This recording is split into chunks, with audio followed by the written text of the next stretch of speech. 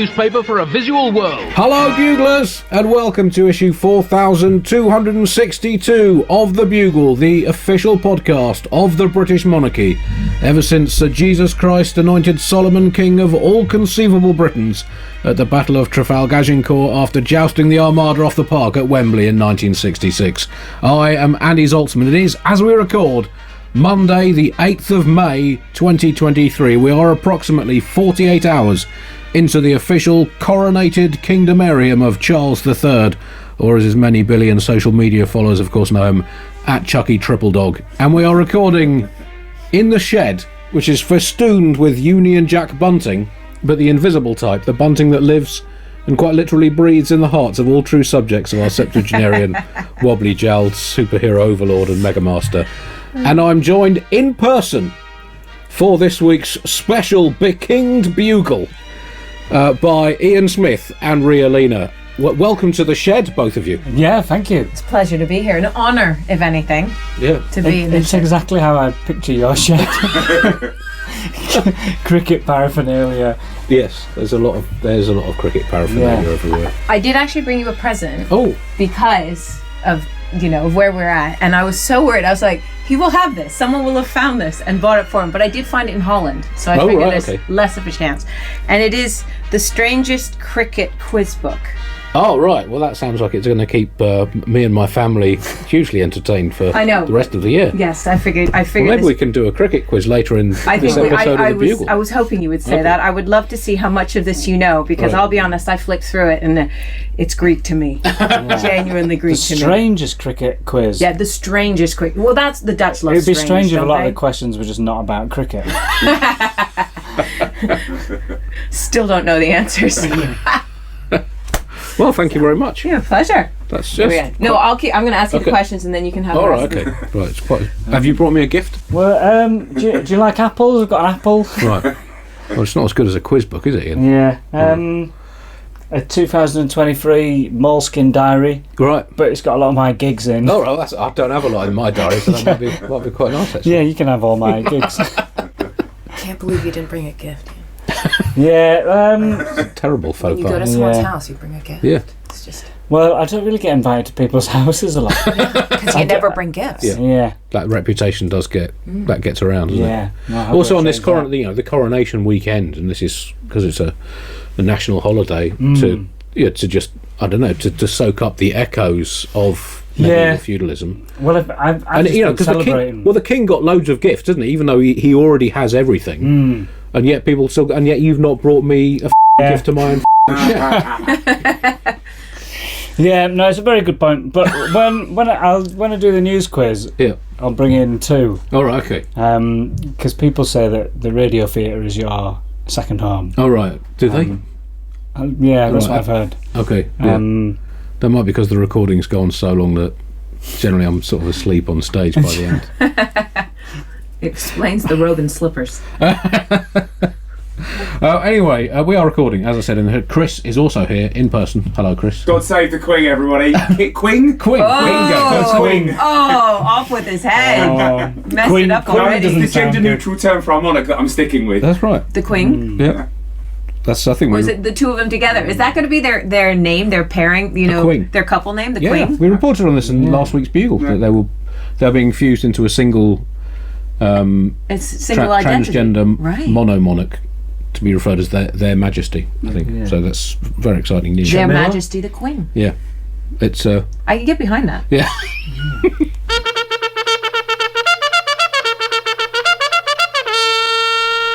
As always, a section of the Bugle is going straight in the bin. And this week, after the controversial request that everyone in the universe paid an oath to King Charles, we at the Bugle have developed an interactive oath to allow you to pay the right level of grovelling subservience according to your specific desire. So you can just delete and either use the true words that the king demanded or alternatives that we are providing for you. So just delete as applicable. I swear that I will pay true allegiance, stroke, 20 quid in cash, stroke, no f***ing attention whatsoever, to your majesty, stroke, the woman from the Peloton adverts, stroke, our true king, Donald J. Trump. and to your heirs and successors, stroke, whoever else wants me to, I'm really not that fucking fussed, stroke, my local bowls team, come on you jackals, according to law, stroke, Bananarama, stroke, Tinder, so help me, God, stroke, mummy, stroke, escape. That's interactive, choose your own oath, is our section in the bin this week. Top story this week, well, only one place to start in the world, and that is with the victory of the bookies' favourite, King Charles III. He won the crown, following in his mummy's footsteps after really seeing off all competition in a spectacular display of becoming king on Saturday in Westminster Abbey. I know neither of you was actually invited to participate, were you, in the... no, not in the Abbey itself. I wasn't invited to go in, but I was invited to kind of walk around with the masses, right. With or without a yellow placard, right.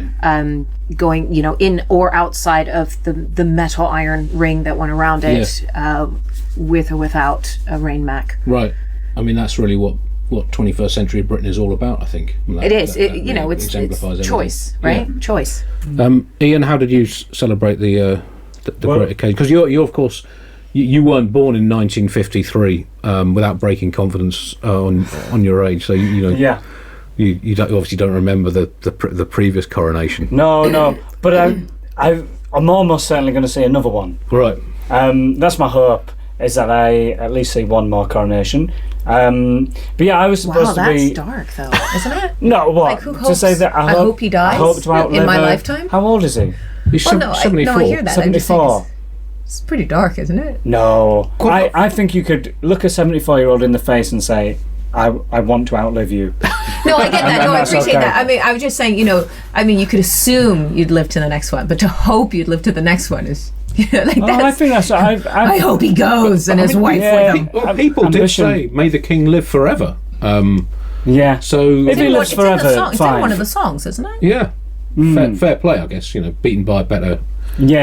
better, more eternal opponent. Yeah. If someone's immortal, I don't mind them outliving me. Thing is, you'll never know if someone's immortal if you yourself are immortal.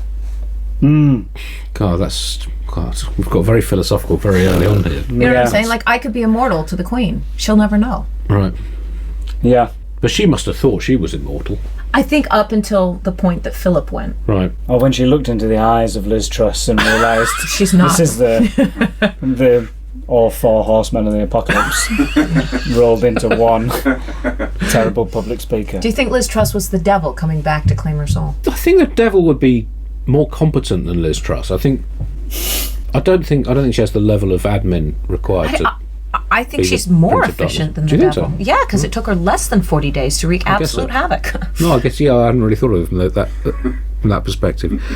Obviously, it was a ridiculously over-the-top ceremony. It showed Britain at its best, and by best I mean silliest, and by silliest I mean best. It's really all we've got anymore. Say what you like about the UK in the 2020s, but we still do anachronistic cosplay fetishism better than any nation on earth. And I think that's going to be the last thing that we ever lose. I have to say the dress up was superb. It was absolutely brilliant dress up. But speaking as a tax-paying Brit, I did feel that the coronation as a whole, which we paid $100 million for, $100 million we paid. As well. Yeah. Yes, for our overseas listeners, Yeah. we're each on a payment plan. I'm really struggling after that. Right. I'm a bit annoyed by it because I'm like I like to forward plan. I like to be financially responsible. Am I the only one going? I'm also saving for the funeral. So.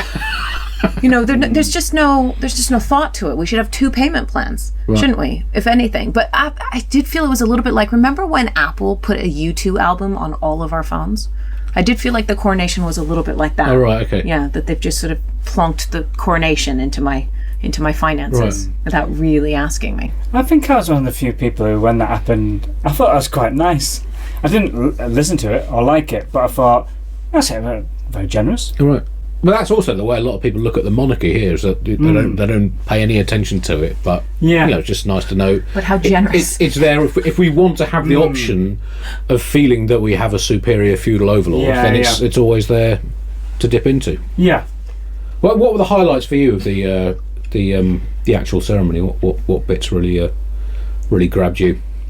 Well, I didn't watch. I would say I didn't watch any of it. Right. But then I remembered that I sort of have an obligation of topical humour sometimes.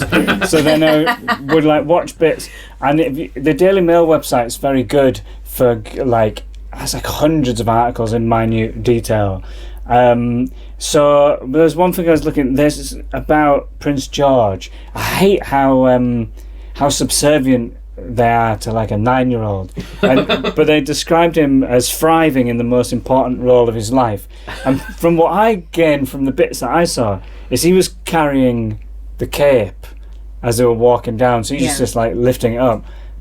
Thriving feels like they've gone. He's nailed picking a thing up and not either dropping it or losing focus or concentration. But you have to remember, he's heir to the throne. That's probably the only thing he's ever picked up for himself in his life. Yeah, I think there was a real skill there. I thought it was really interesting that it was Prince George was the only grandson of the king as a page boy, and the other 5 were all Camilla's grandkids. I was like, it's a Parker Bowles takeover. You know, like in 200 years, the Parker Bowles are going to be on the throne. You know what I mean? And they're all older and bigger than him as well. So he was there going, I'm taking part. And I'm like, you going down, boy. You are going down. They're coming to get you. You're going to get medieval on them. Just like the oold days. I don't know if this is a nice thing to say about a 9-year-old. Prep him for eating. But I think he looks smug as I think sometimes there's a little picture of him and he looks like he's like he knows he's going to be king. Like, I'm sure I read a story once about him saying something at school where someone had said something to him and he was like, yeah, well, I'm going to be king. I hate that attitude. But I don't know why it's not healthy for me to dislike a 9-year-old. Although I guess, to be fair to him, that's accurate. Whereas when the child Boris Johnson said he wanted to be king of the world, that should have rung some serious. Yeah, to be fair to him, he knows his lineage. Yeah, and also, he was born magic. He was born instantly appointed prince because you've either got it or you haven't, haven't you? He just popped out the womb, bang. They tested him. They did one of those like skin prick tests. 100% prince. And, was it? Came out blue, did it? Yeah. Yeah. Absolutely. You can't.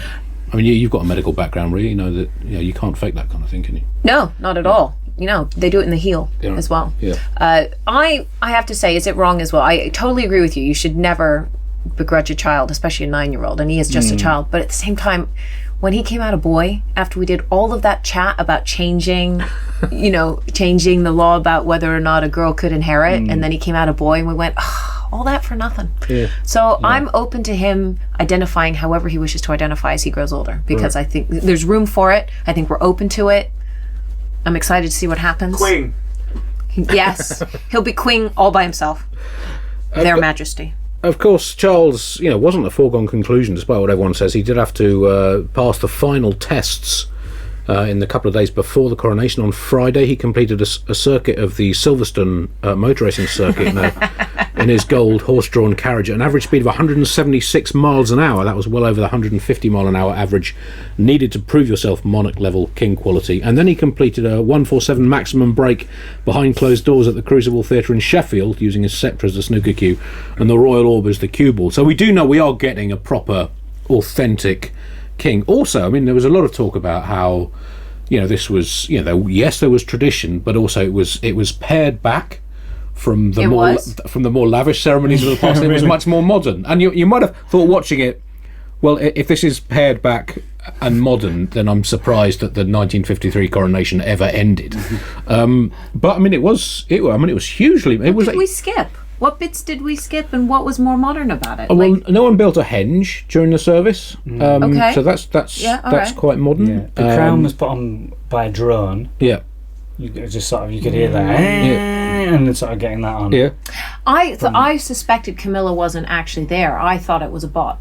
It's quite possible because she looked a little confused, and then it didn't fit, and you just go, you think they would have thought of this sooner. I think it was a projection. I think because I remember Katy Perry walked through her at one point, right, looking for her seat because she couldn't find where she was sitting. And in fact, when I went behind a screen, he was officially bekinged with that. There was some kind of special oil that I think was Was the oil from? It was taken from, I think, the car that Nigel Mansell won the Formula One World Championship in back in the 90s. True British tradition. And but it was the Archbishop of Canterbury was replaced by an automated multi-faith robo-priest that sacrificed 300 children behind that screen in under 10 seconds. Which, I mean, that's the kind of efficiency you get from modern technology. Are you serious? They put a screen up, and instead of replacing the king, they replaced the Archbishop? Yeah. I mean, they missed a trick there, didn't they? There were some protests. 64 unarmed anti-monarchy protesters were arrested, which is a bit hypocritical, I thought, because the king was allowed to wander around quite openly with a sword, and no one kicked up a fuss, and there were loads of cannons fired without the Met Police twitching an eyebrow. So. Penny Mordaunt Yeah, had yeah. a sword for most of it, Yeah. and no one twitched an eyebrow. And if you saw her leadership campaign, I wouldn't give that woman a weapon. She was voted Britain's sexiest MP at one point. Right, during the service. Are you serious? Yeah. This is like a description of Penny Mordaunt. Everything about her description sounds mad. The leader of the House of Commons and Lord President of the Council carried the sword of state, presenting the jewelled sword of offering to King Charles. She has risen from featuring on ITV's diving show Splash, being voted Britain's sexiest MP and serving as a Royal Navy reservist. And now she's I don't know what she does. I guess is she just an MP now? Well, she's The Lord Privy thingy, all the stuff you read. Oh, yeah. She's head of that stuff. Oh, Yeah, well, fair that. enough to it. But it's amazing that you can go from ITV's Splash to whatever she's doing now. Gives hope to Daryl Hannah, doesn't it, for future career? Who's he? She She. was in Disney's Splash. This episode is not going well for me. I didn't bring a gift. I've misgendered a Daryl. Penny Mordaunt is a cabinet minister. She's minister for holding up a sword whilst failing to invest in public services. So, Oh, boom! but also, I mean, I did feel a bit sorry for Charles at that point because to have a member of Parliament hovering over his shoulder with a sharpened blade, that's got to be triggering for King Charles, given what happened just a couple of hundred yards away up Whitehall to 50% of all the previous King Charleses. I thought it was 100%. Well, no, there was a Charles II who wasn't. Was he not? Was he not? No. Oh, only the first. Only the first. Oh, yeah. I thought they.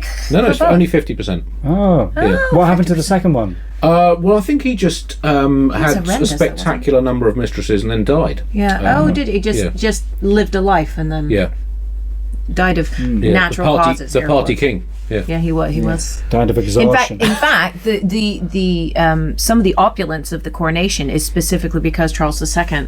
So they melted down one of the crowns, didn't they? And he was like, "Build me one that's bigger and better." And so the crown it's because Charles II went. It needs to be bling. Yeah.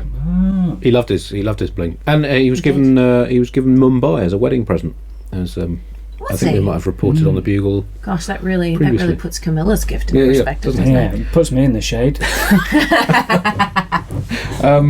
There was also a very large pro-monarchy demonstration, and hundreds of fervent pro-monarchy ultras were kettled by the police directly into Westminster Abbey. So there were protests on both sides. Now, I heard about that one. I think Prince Harry accidentally got swept up into that. yeah, he did, And was rather didn't sad. intend. He meant to be outside, but So it came to the, I don't know, his role in the nation now, because we like to tag our monarchs with a nickname in this country. Obviously, we had Ethelred the Unready, William the Conqueror, Bloody Mary, who was a 16th century grumpstress who liked a tipple while burning a heretic. We had there was the 13th century war fan, Edward I, known as Edward Longshanks. That was the earliest version of rhyming slang that has been historically documented.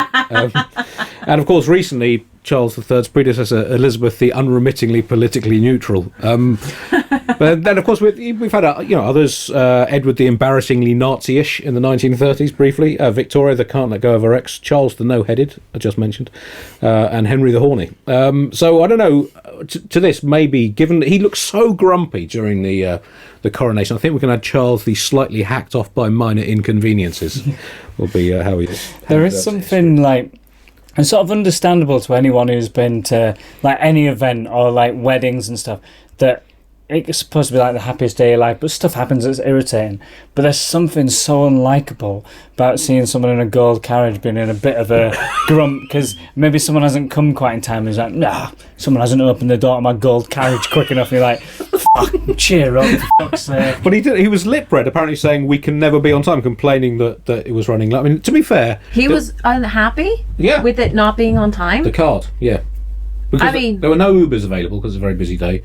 The black cabs are too expensive, even for the royal family. So he ended up having to get an imitation gold cart and wobble his way. Yeah, the one that took him back didn't even have air conditioning. I know.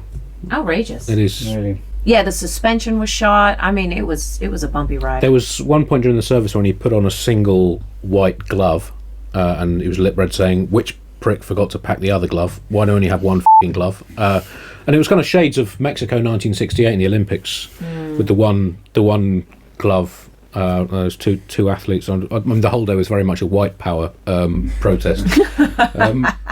Do you think if the royals didn't exist, would lip readers and body language experts have any work? That seems to be it's all they do. Yeah.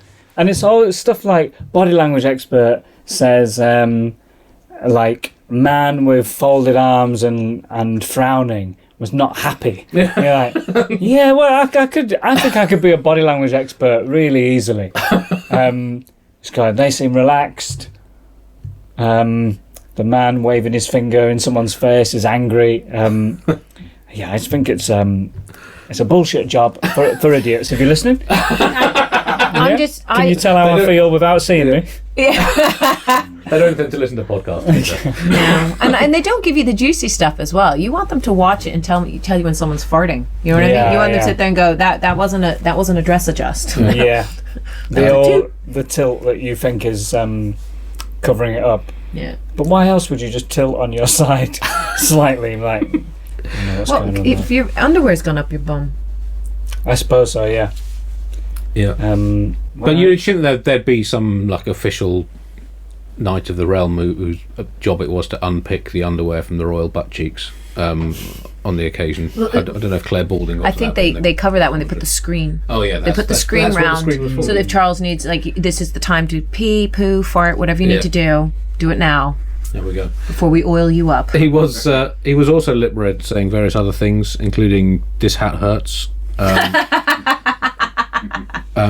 Am I still allowed to choose one person from the congregation to hunt and shoot with Henry VIII's crossbow, or has that been woked off as well? And he also said, "Fucking hell, it's Floella fucking Benjamin off 1980s Kids Telly. Awesome." I was a bit disappointed though, and I'm sure both of you as stand-up comedians would have been disappointed by this as well, that he needed prompt cards for the whole thing, even bits where all he had to say was basically yes.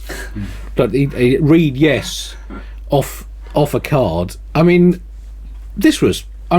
He said... because it's not like doing like an Edinburgh show, having suddenly started to work on it 2 weeks previously, if I may delve into my own personal experience.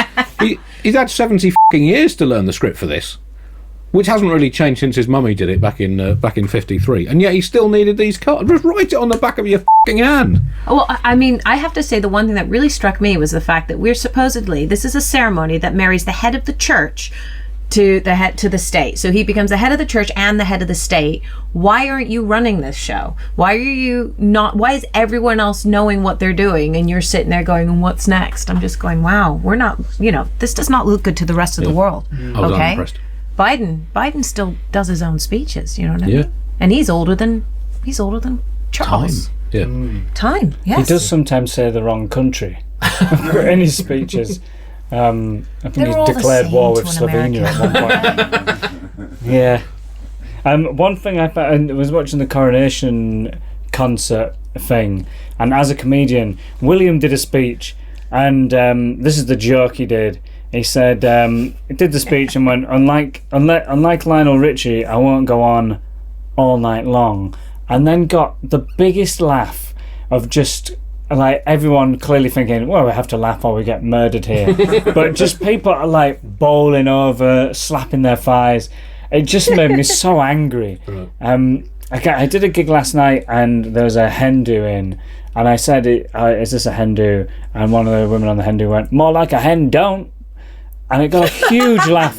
And I wanted to walk off stage immediately because if that's what you want, I can't offer you that sort of level. But only, he's the heir to the throne. The only way he could have been upstaged comedically from a joke like that would be with a cat getting scared by a cucumber. That's the only possible thing that could be funny. That's good watch. Yeah. Would you take a 5-minute set following Katy Perry at the Coronation if it come through and you're offered it?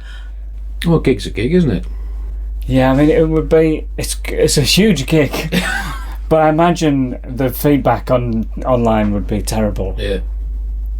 But I don't know what you do with it. Because I can't remember what any of my stand-up is, to be honest. I have a joke about the invisible hand, and that's about all I can remember. So. That would go down great because you could tie it to the one glove. No, the one glove, and also I think topical. Boom, you're right. That was Prince Andrew's defence in this case, was that his hand was invisible or something, wasn't it? Well, that's how he got away with it. Actually saying that, because there were 20,000 people there, even though they say do a 5-minute set, I think it's really worth one joke. By the time the laughter rolls all the way back, hits the king, and comes all the way forward again, you're done. Yeah, just a bit of crowd work, and that's it. Yeah. Do you know what? It would have been great, because I don't know when did William's speech happen before or after Katy Perry? Because what would have been great is if you went on before William and said, hey, don't worry, I'm not going to go on all night long, and do his joke before him. Just to see him. To see Prince William do 5 minutes of improv. Yeah. Just asking the audience for suggestions. What's your name? What do you do? Part of the controversy, they had to play the national anthem, and after the invocation to save, for God to save our gracious king, the king, according to tradition, did dive headfirst from the highest tower in the castle towards the royal crocodile pit, and God did send an angel in a trainbark wingsuit to swoop down, catch the monarch before he could be bechomped by the waiting reptiles, and gently place him atop the adoring crowd, whereby withfrom he could symbolically crowd surf back to the castle, the king at once supported by and existing above his loving throng. That's direct from the BBC commentary transcript. That was the modern bit. Yeah, I think it was. The sent him victorious bit. Now apparently God listening to this got a bit preemptive and thought there was still another word to come. And within 5 seconds, a delivery rider rang the doorbell at Windsor Castle with a package of 36,525 pairs of high-grade underpants from lingerie monger Victoria's Secret, one for each day of the first 100 years of his hopefully eternal reign.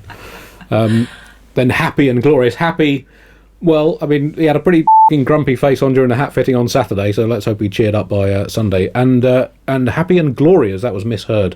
And instantly a selection of leading people called Gloria were ushered into the king's secret kinging chamber at Windsor Castle for him to do with as he so chose, including the singer Estefan, the radio and TV presenter Honeyford, the former world number 45 ranked tennis player Gloria Pizzicchini, and America's former world number 1 ranked feminist Gloria Steinem. Negotiations for the gradual release of the Glorias continue as we record today.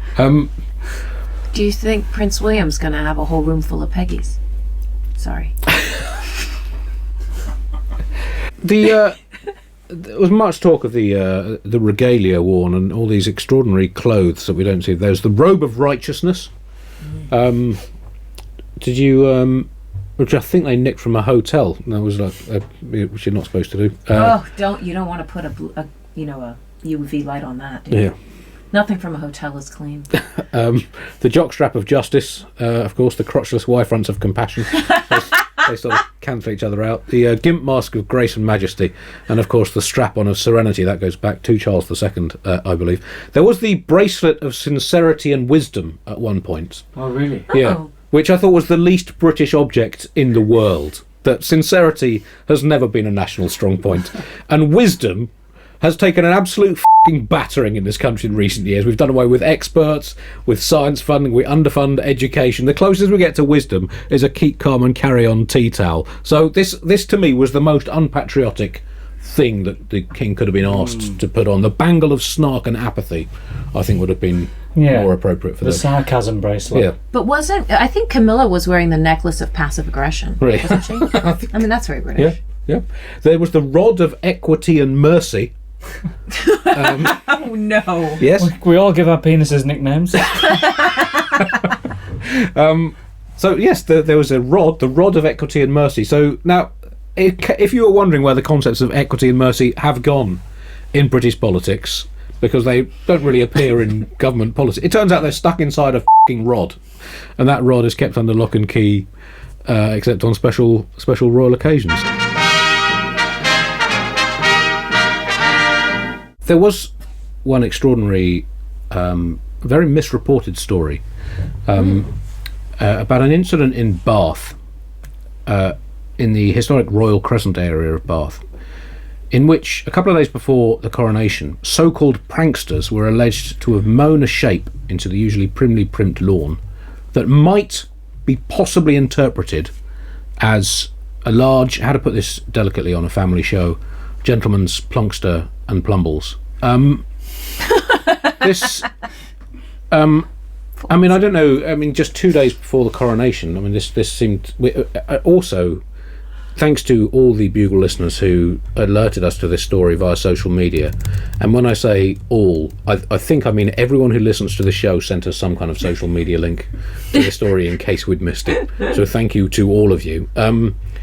I don't know what you thought of this. I mean, because I have an alternative explanation. But what did you think this was an appropriate thing to do to one of Britain's foremost lawns?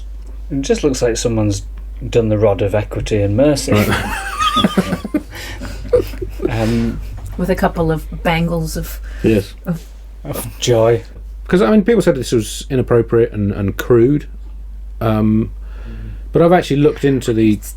It's remarkably anatomically inaccurate, isn't it? Well, but there is a reason for that, Ria, and that's because it wasn't supposed to be anatomically accurate. It was in fact a tribute to the royal family, steeped in history. Now, let me explain what was actually mown into the grass as tribute in the week of the coronation. There were the two rounded circular shapes at the bottom of the figure, at the end of two longer parallel lines, ending with a line across between those two parallel lines, then a semicircle with a small additional line at its tip. Now, the rounded circular shapes, of course, represent two different things. The first, on the left, represents a small round Scottish lake wherein King James VI of Scotland bathed and slaked his royal thirst before journeying south in 1603 after the death of Elizabeth I to unify the crowns of England and Scotland. The Scottish word for small is, of course, boll, and lake is loch, and that gave the body of its water its commonly applied name of bollock. The other round circle, of course, represents the church in the form of the synod meeting space of the cathedral in the ancient royal market city of Bugle in Yorkshire, where I believe you yourself are from. The priests in Bugle, of course, always met in a circular formation to promote equality under God's eye, and in the open air, so they might have a more direct line of communication with God above. The synod was thus placed in a meadow outside the famous cathedral of Bugle, a meadow or lea, to give it its ancient term, and is thus represented in the image as the Guley. The long shaft-like part of the mown shape in Bath recreates the outline of the so-called Map of the Heart, a sacred tapestry tapestrised by St Boniface of Winchester, the 12th century Norman clergyman archbishop, who created a long rectangular diagram illustrating the relationship between the love of God for all humanity, humanity's reciprocal love of God, and the love of the church for the king, and the love of the king for his people. The Map of the Heart in courtly French, of course, known as the Plan de Coeur or Plan Coeur. The semicircular, Oh my god. the semicircle at the head of the Plan Coeur represents the ancient round table of King Edward the Confessor's courtly parliament, which was split in two sections for the different roles of the state at the time. One half was for planning things to be done in the land, the agend, from the Latin gerund agenda, and the other half of the table was for planning wars to be fought, also from a Latin gerund, that term being bellend.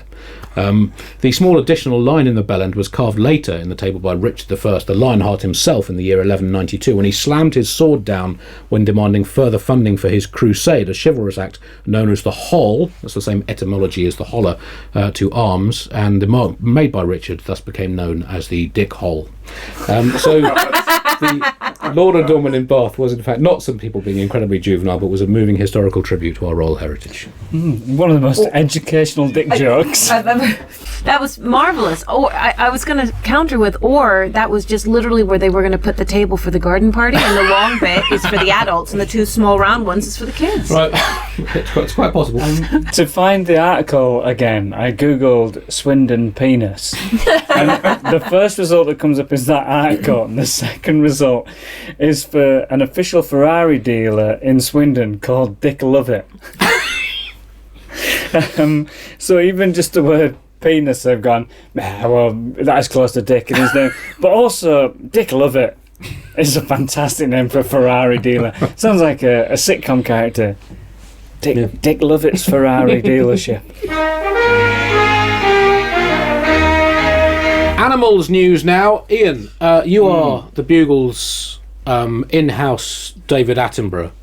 Good. You are you report on all things from the natural kingdom for us. I know you've been out for several months now in the undergrowth of the world looking for well, since my last appearance on the Bugle, I've found 3 stories about animals. Right. You'd think there'd be more in the news about animals, but this is something from the north that I saw, which there's a bleakness to the headline which I think sums up the north. A dead whale had to be removed from Bridlington Beach after it became a tourist attraction. So that's how desperate we are in the UK for entertainment.